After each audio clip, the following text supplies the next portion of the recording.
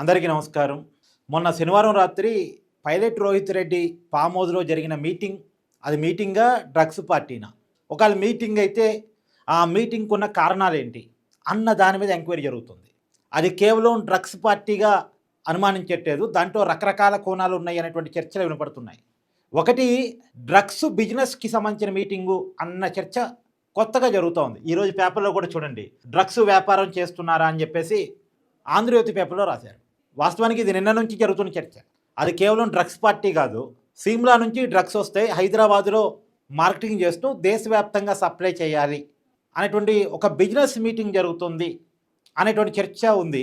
నిజానికి ఇంకా మీటింగ్కి రావాల్సిన పెద్దవాళ్ళు ఎవరు ఉన్నారంట.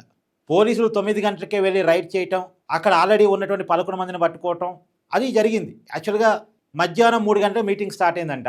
9 గంటల ప్రాంతంలో పోలీసులు రైడ్ చేసి ఉన్న వాళ్ళని అదుపులో తీసుకున్నారు. 9 గంటలకి అదుపులో తీసుకోవటం వల్ల ఇంకా రావాల్సిన వాళ్ళు ఎవరో కొంతమంది మిస్ అయ్యారట. ఇంకా పార్టీ లేట్ నైట్ వరకు జరిగితే మాత్రం ఇంకొంతమంది యాడాన్ అయ్యేవాళ్ళు, ఇంకా పెద్దవాళ్ళు కూడా దాంట్లో యాడాన్ అయ్యే పరిస్థితి ఉంది అనేటువంటి చర్చ ఒకటి నడుస్తుంది. ఈ చర్చ కాక ఇంకొకటి కూడా నడుస్తుంది. దుబాయ్లో ప్రముఖులు పెట్టిన పెట్టుబడులకు సంబంధించిన మీటింగ్ కూడా అని. మీ అందరికీ తెలుసు, ఇరాన్ వర్సెస్ ఇజ్రాయెల్ అమెరికా వారు ఫలితంగా దుబాయ్ చాలా దెబ్బతింది. దుబాయ్లో ఉన్నటువంటి పారిశ్రామికవేత్తలు భయపడి ఇతర దేశాలకు వెళ్ళిపోతున్నారు. దుబాయ్లో ఉన్నటువంటి పెట్టుబడులను కూడా ఇతర దేశాలకి తరలిస్తున్న పరిస్థితి. ఆ పరిస్థితుల్లో ఇక్కడ ఉన్నటువంటి చాలామంది దుబాయ్లో పెట్టిన పెట్టుబడులు సేఫేనా కాదా అనే దాని మీద కూడా మీటింగ్ జరుగుతున్నట్టుగా. అందులోనూ మీకు గుర్తుందా, కేదార్ అనేటువంటి ఒక సినిమా నిర్మాత దుబాయ్లో చనిపోయాడు. అతన్ని నమ్మి అతన్ని ముందు పెట్టి చాలామంది దుబాయ్లో ఇన్వెస్ట్మెంట్ చేశారు అనేటువంటిది. అంటే వైట్ మనీ, బ్లాక్ మనీ అనేది కొన్ని ఉంటుంది కదా. తమ పేర్ల మీద పెట్టుబడి ఉంచడం ఇస్తలేక వేరే బినామీల పేర్ల మీద పెట్టుబడి పెడతా ఉంటారు. వేరే వాళ్ళని నమ్మి పెట్టుబడి పెడతా ఉంటారు. అట్లా ఈ కేదార్ అనేటువంటి సినిమా ప్రొడ్యూసర్ని నమ్మి దుబాయ్లో పెట్టుబడి పెట్టారట. ఈ కేదార్ని నడిపించేది ఈ పైలట్ రోహిత్ రెడ్డి అట. కేదార్ అనుమానాస్పదంగా దుబాయ్లో చనిపోయారు. చనిపోయినప్పుడు కూడా పైలట్ రోహిత్ రెడ్డి దుబాయ్లోనే ఉన్నాడు అనేటువంటి చర్చ నడుస్తుంది. చివరికి కేదార్ బాడీని కూడా ఇండియా తీసుకురాకుండా దుబాయ్లోనే అంత్యక్రియలు చేశారు. సో అన్ని కోణాలు ఎంక్వైరీ జరుగుతుంది. ఆ దుబాయ్ ఆస్తులు ఏంటి, ఆ లావాదేవీలు ఏంటి, అసలు ఎవరు పెట్టుబడులు దుబాయ్లో ఉన్నాయి, అవి ఏ రంగాల్లో ఉన్నాయి, దానికి సంబంధించిన లావాదేవీలో జరుగుతున్న గొడవలు ఏంటి, సెటిల్మెంట్ ఏంటి, దాని మీద కూడా పెద్ద ఎత్తున పోలీసు ఎంక్వైరీ చేస్తున్నారు.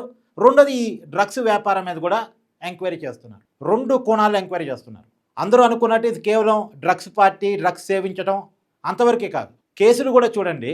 డ్రగ్స్ సేవించటం అనే కేసు పక్క పోయింది. ఇప్పుడు పోలీసుల మీదకి కాల్పులు జరిపారు అనే కేసు ముందుకు వచ్చింది. హత్యాయత్నం కింద కేసు నమోదు చేశారు పోలీసులు. ఆ నిబిన్ శర్మ అనేటువంటి ఢిల్లీ రియల్ ఎస్టేట్ వ్యాపారి పోలీసులు రైడ్ చేసే క్రమంలో ఏకంగా పోలీసుల్ని గురి చేస్తూ కాల్పులు జరిపాడట. ఆ గన్నేమో పైలట్ రోహిత్ రెడ్డి సోదరుడిది. కాల్చే నేను చూసుకుంటా అని పైలట్ రోహిత్ రెడ్డి నిబిన్ శర్మకి చెప్పాడట. చూడండి, ఆ గన్ను లైసెన్స్ ఏమో రితిన్ రెడ్డి అంటే పైలట్ రోహిత్ రెడ్డి వాళ్ళ సోదరుడి పేరు మీద ఉంది.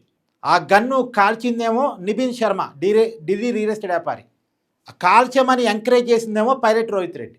సో ఈ ముగ్గురు మీద హత్యాయత్నం కేసులు నమోదైంది. గన్ను లైసెన్సు ఉన్న వ్యక్తి మీద, కాల్చిన వ్యక్తి మీద, కాల్చమని చెప్పేసి అరిచిన వ్యక్తి మీద, ఈ ముగ్గురు మీద కూడా హత్యాయత్నం కేసు నమోదైంది. సో కేసు చాలా సీరియస్ కాబోతుంది. ఎంక్వైరీలు కూడా కొత్త కోణాలు బయటకు వస్తున్నాయి. నిజానికి ఇప్పటి వరకు పైలట్ రోహిత్ రెడ్డిని బీఆర్ఎస్ పార్టీ సస్పెండ్ చేయలేదు. మరి ఎందుకు సస్పెండ్ చేయలేదు అన్నది క్లారిటీ లేదు.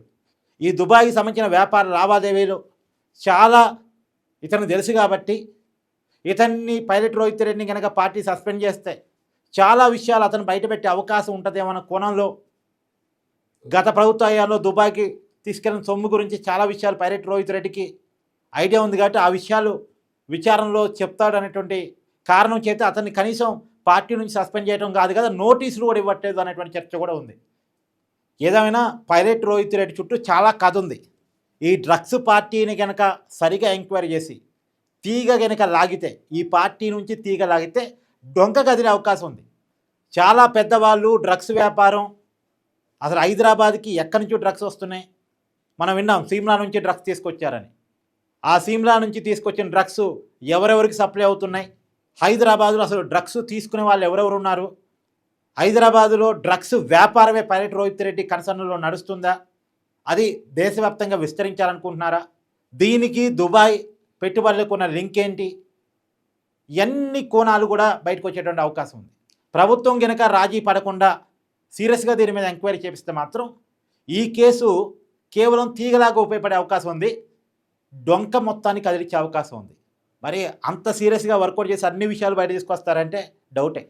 ప్రభుత్వాలు పోలీసులు ఏదో ఒక కాడ రాజీ పడిపోతారు. ఎందుకంటే పెద్దవాళ్ళకి సంబంధించిన విషయాలు కాడ ఒక దశకు మించి ముందుకు పోవు అనేటువంటి అనుమానం చాలా కేసుల్లో సామాన్యులకు ఉంది. కాబట్టి ఈ కేసు ఎక్కడి వరకు ముందుకెళ్ళిద్దో చూడాలి.